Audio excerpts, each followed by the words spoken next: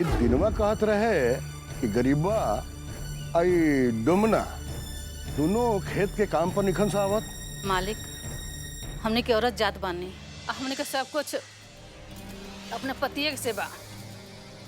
मालिक, बड़की मलिकाइन के चंगुल में हमार पति फंस जाई हैं तो हमने के का होई? कहा जाने ये ऊपर वाले हमरा भाग में ये बुढ़ापा में कौन दिन दिखावे के लिखले बाड़े। ना बाबूजी, अगर रउआ लोग के सचमुच ऐसा लागता कि हम कोनो पाप कैले बानी तो रउआ अपना हाथ से हमार गला घोट दी, हमारे खातिर तैयार बानी।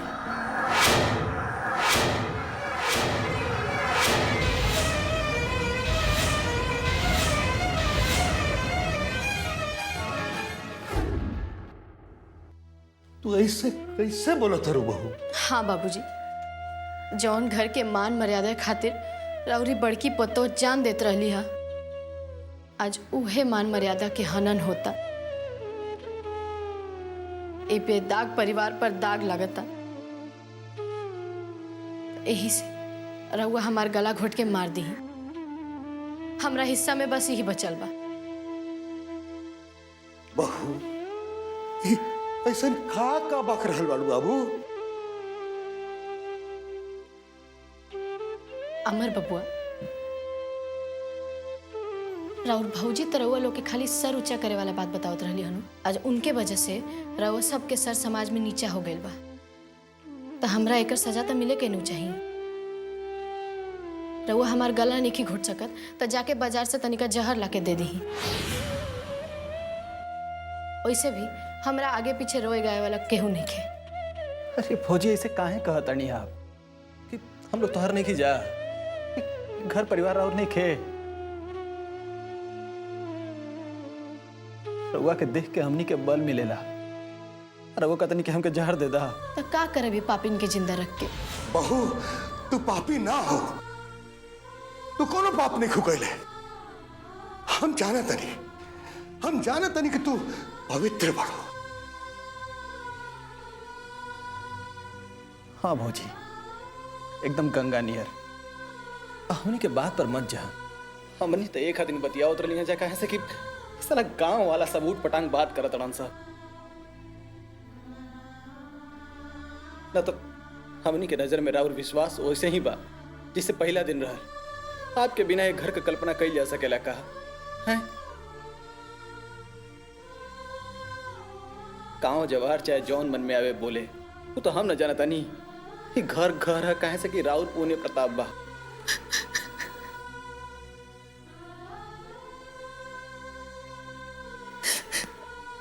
रउए लोग के देख के हमरा बल मिलेला। हमार चरित्र पर भरोसा करी। हम कबो ए घर के इज्जत पर दाग ना लगे दे। कि मालूम बटे भौजी। अच्छा आई, आप ने बैठी। मत रो।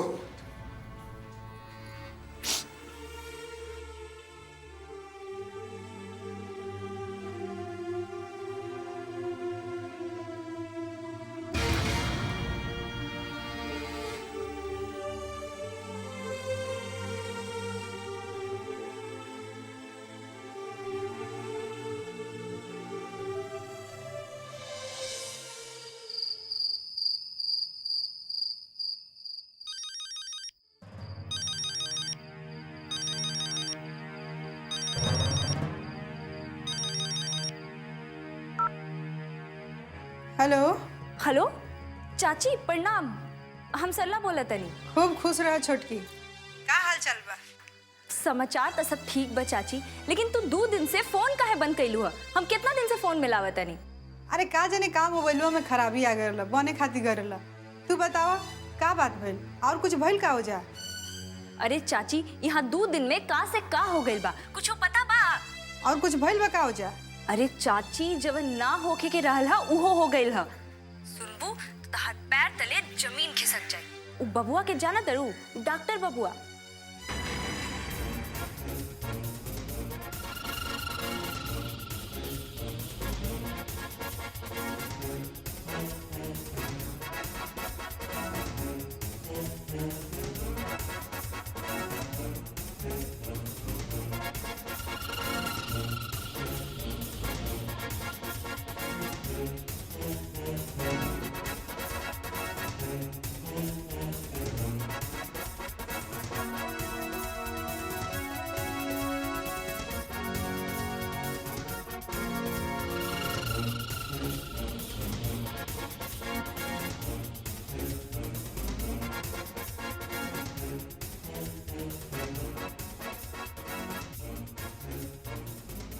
अच्छा सुना, अब हम फोन रखा तनी चाची, कुछ और होई तो हम तो के बताई। प्रणाम। ई तो होखा ही करला। 4 दिन पहले हम जौन बात खातिर चेतैले रहनी हो वो आज होइए गई। का भाई? अरे ई पूछी कि का ना भाई, पूरा घर परिवार खानदान के नाक कटवा के रख देली राव दुलरवी। अरे तो काहे हाथ गोड़ धो के पीछे पड़ल बाड़ू? कौना जन्म के बदला ले रहल बाड़ू बड़की से? हमरा कोनो बदला सदला लेवे के जरूरत नहीं खे। पूरा गांव थू थू कर रहल बा, मुंह देखावे के लायक नहीं छोड़ले राव बड़की। कुसुम, कुछ बोले से पहले सोच लिहल करा। अब सोचे या समझे के रहिए का गइल बा। नामे नाम ना तो अकरौले नाम। अरे कुछ पता ना चलल का भइल, बाकी तार bug bug bug bug bug bug जारी बा। हमार बग बग तो जारी बा, बाकी हमरा कहतो शर्म लागता कि का भइल बा। हे भगवान, हम का कहीं कैसे कहीं। बोला, अरे बोलबू का भइल? का बोली कि का भइल? राउर बड़की आ डॉक्टर साहब अस्पताल में रंगे हाथे पकड़ाई रहन। कुसुम,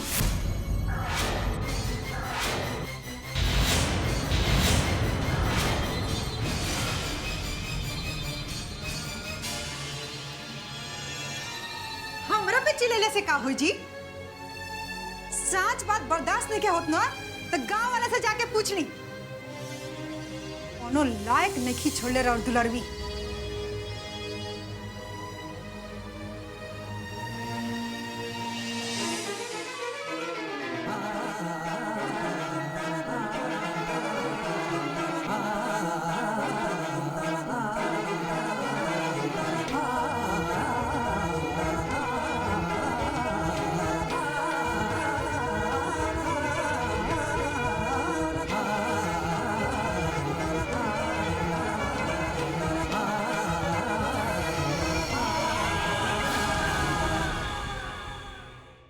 इनका इलाज करना बहुत जरूरी है। अगर अब यहाँ इलाज नहीं करेंगे तो और कहाँ पर करेंगे? जहां हमार मन करी हम वहां इलाज कराई, लेकिन रउआ से हम अपन इलाज ना कराई। क्या मतलब? इलाज नहीं करेंगे मतलब ही है कि हम गरीब गांव वाले भूखे मर जाए, लेकिन अपन इज्जत बेच के अपन पेट ना पाला।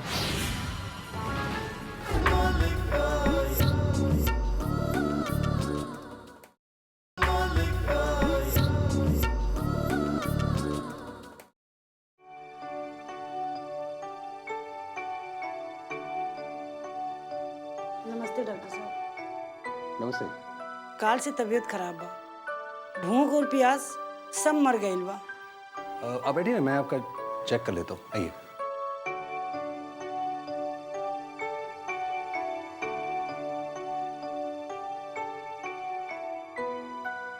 समझ में ना आयल का? करे हमारे मना कैले के बाद भी तू यहाँ चली एली, लाज शर्म घोट के पी गई का? हाँ? चले ऐसे चल। ये क्या बदतमीजी भाई? अब आप हमरा के कुछ मत सिखाएं डॉक्टर बाबू, पहले खुद सीखी। और 3 हमरे मना कैले के बाद भी तू यहाँ आई, कहाँ आई लिया? चल यहाँ से। अरे मरत रही, रउआ के कोनो चिंता बा? अरे हम तोर चिंता ना करब तो और के तोर चिंता करी? हाँ चल यहाँ से चल। अरे सुनिए सुनिए, इनका इलाज करना बहुत जरूरी है। अगर अब यहाँ इलाज नहीं करेंगे तो और कहाँ पर करेंगे? जहां हमार मन करी हम वहां इलाज कराई, लेकिन रउआ से हम अपन इलाज ना कराई। क्या मतलब? इलाज नहीं करेंगे मतलब ही है कि हम गरीब गांव वाले भूखे मर जाए, लेकिन अपन इज्जत बेच के अपन पेट ना पाला। अपने औरत का इज्जत आबरू खुलेआम बाजार में ना बेचब हम। अब क्या कहना चाहते हैं? मेरा चरित्र नहीं?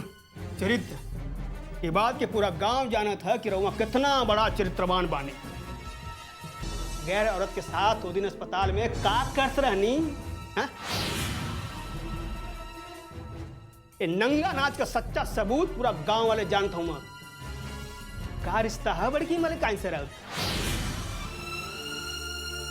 चल यहाँ से, चल यहाँ से, चल। आगे से आ गई तो मार के तो हाथ गोड़ तोड़ दे। चल यहाँ से, चल।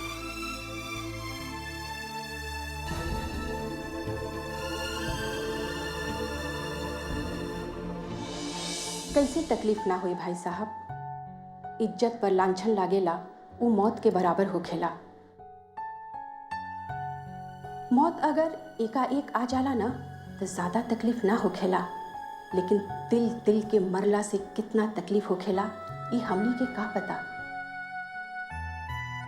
बेचारी के ऊपर कौन ग्रह गुजरता ये तो उहे बता सकत अड़ी ना। रउआ बिल्कुल ठीक कहतनी भौजी।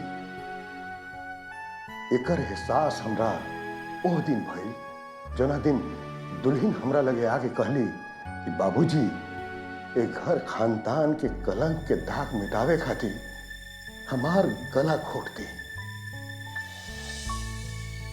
भौजी ऐसा लागल जैसे वो अपन कलेजा काट के रख दिलस। इस समय दुल्हन के तहनी के साथ और विश्वास की जरूरत बा। जितना उनके साथ देवा जा वो उतने मजबूत हुई है।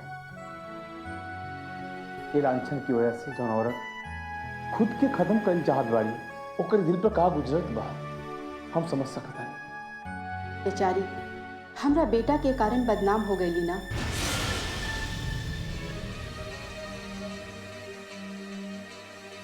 ओह राते ना वो अस्पताल जैती ना ये सब बखेड़ा खड़ा हुई।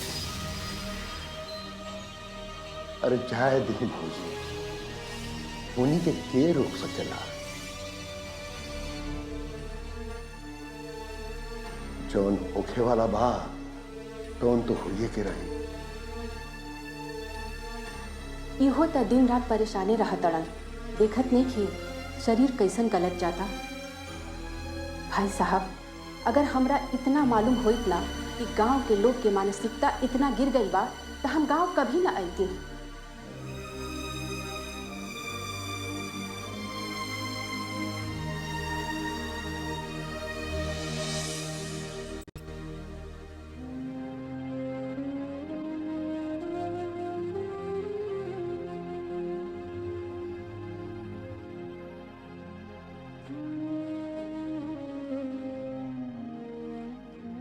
करी कुछो समझ में नहीं खे आवत।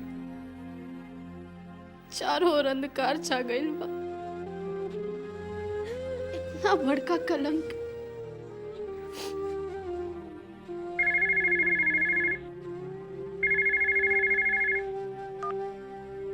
प्रणाम चाचा। खुश रहा बेटा। वहाँ सब हालचाल कैसन बा? अब यहाँ के समाचार तो सब ठीक है बा बेटा। बड़की एगो बात पूछे के रहल है। देख देख बेटा, बड़ा हिम्मत करके फोन कैले बनी। पूछा ना। ये हम कहाँ सुन रहल बानी बेटा? तार चाची बतावत रहली है कि तू चाचा तारो हमरा ऊपर विश्वास नहीं के ना। तारो ऐसा लागत है कि तार बड़की तारा लोग के शर्मिंदा कर सकेली। तार बड़की अपन सर कटवा सकेली, लेकिन अपन घर खानदान के इज्जत कबू ना गिरा सकेली। अभी हमरा भेरी कुछ नहीं के अपन सच्चा जुबान के अलावा जे हम तारा के विश्वास दिला सकी। अगर तारा भरोसा ना बनू तब तू वो भगवान से यह मनावा कि तार बड़की के वो जल्दी उठा ले चाचा। बड़की ऐसा काहे बोलत रे बेटा? अरे तारा पे भरोसा ना रही तो फोन काहे करती?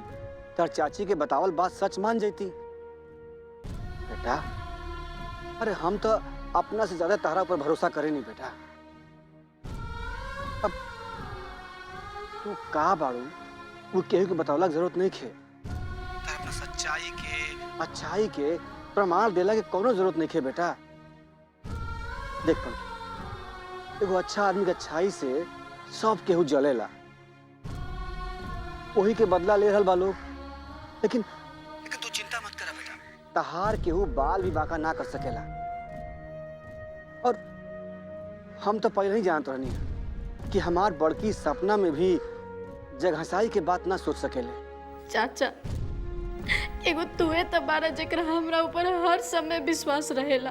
और हमेशा रहा बेटा, हमेशा रहा। देख हम जल्दी आए तोरा से मिले खातिर। अपन ख्याल रखिए बेटा। ठीक बा, प्रणाम चाचा।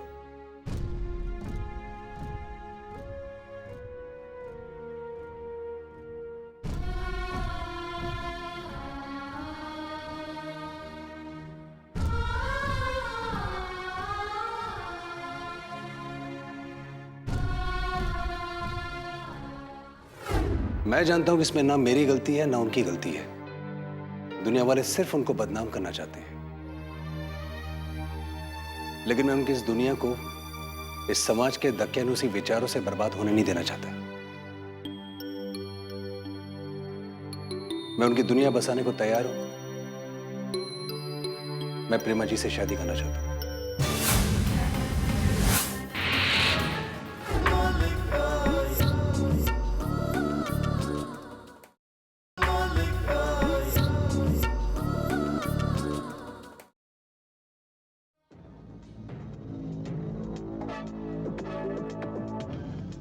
का डॉक्टर बाबू, मने घर में मौका ना मिलल तो अस्पताल में अंधेरा देख के चालू। अरे हमार लैला मजनू लोग, तोनी लोगों के चरित्र के ऊपर से पर्दा उठ गिल बा, बुझाई। अब अपन काली पुतल मुंह लेके बाहर निकली जा। तोनी लोग रंगे हाथ पकड़ाइल बड़ा जा।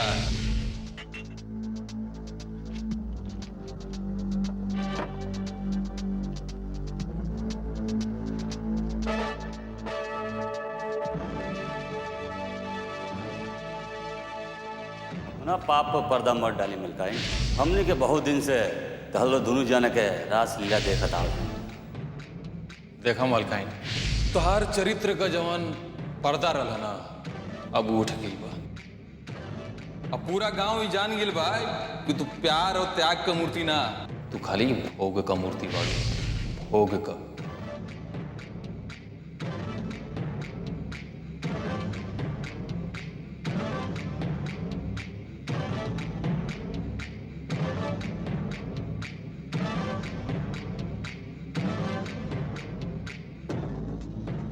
क्या होता है, कभी उदास मन से पूजा नहीं करनी चाहिए।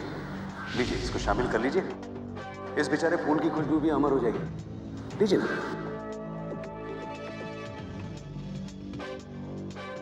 हर फूल भगवान पर चढ़ाने के लिए नहीं होता है, कोई फूल मुरझाने के लिए भी खिलता है। और उन फूलों को अगर हम पूजा की जगह दे दे तो? आप मुंबई से आए हैं, यही गांव है, आपका शहर नहीं। आपका आज का ये फूल कल मेरे माथा का कलंक बन जाएगा। मेरे जीवन में ऐसे ही बहुत दुख है, हमको और दुखियारी मत बनाइए। इसीलिए मैं कहता हूं कि अपना दुख बांट लीजिए, क्योंकि दुख बांटने से दुख कम होता है। क्यों बांटे हम अपना दुख, और आप कौन लगते हैं हमारे?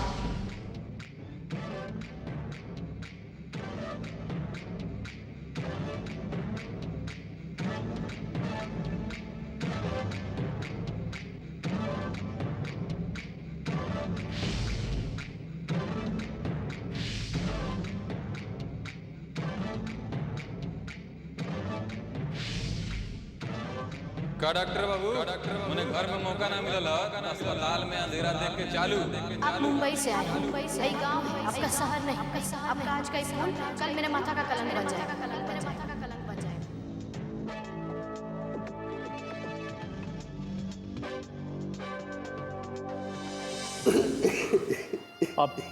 अब तू ही टूट जाइब तो वो अबला के मजबूती दी। देखा राम जन्म, तू ये तर रो मत। हाँ भाई साहब, रउए टूटे लागब तो घर के बाकी बचपन के का होई। रउआ संभाली अपना आप के, ऐसे मत करी। का करी भौजी, एकदम कुछ समझ में नहीं आवत। अरे हमरा जियते जी तो ओकर ही हालत हो जाता, हमरा मरला के बाद वो बच्चा के का हाल हुई, क्या हाल हुई, का जाते नहीं। संभालो अपना आपके। हाँ? चाचा जी, उनको कुछ नहीं होगा। आपकी बड़की दुल्हन जैसा इस दुनिया में कोई है ही नहीं। मैं जानता हूं कि इसमें ना मेरी गलती है ना उनकी गलती है। दुनिया वाले सिर्फ उनको बदनाम करना चाहते हैं, लेकिन मैं उनकी इस दुनिया को, इस समाज के दकियानूसी विचारों से बर्बाद होने नहीं देना चाहता। मैं उनकी दुनिया बसाने को तैयार हूं। मैं प्रेमा जी से शादी करना चाहता हूँ।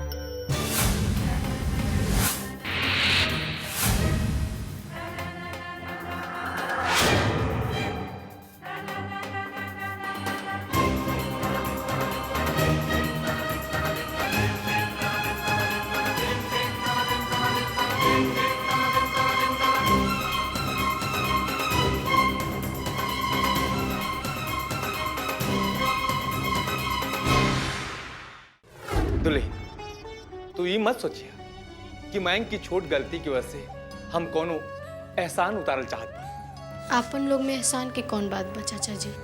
और इसे भी सच्चाई तो दोनों परिवार के सामने ही बा। यही सच्चाई के हम रिश्ता में बदल चाहत बानी। हम तोहरा के अपना इकलौता बेटा के बहू बनाल चाहत बानी।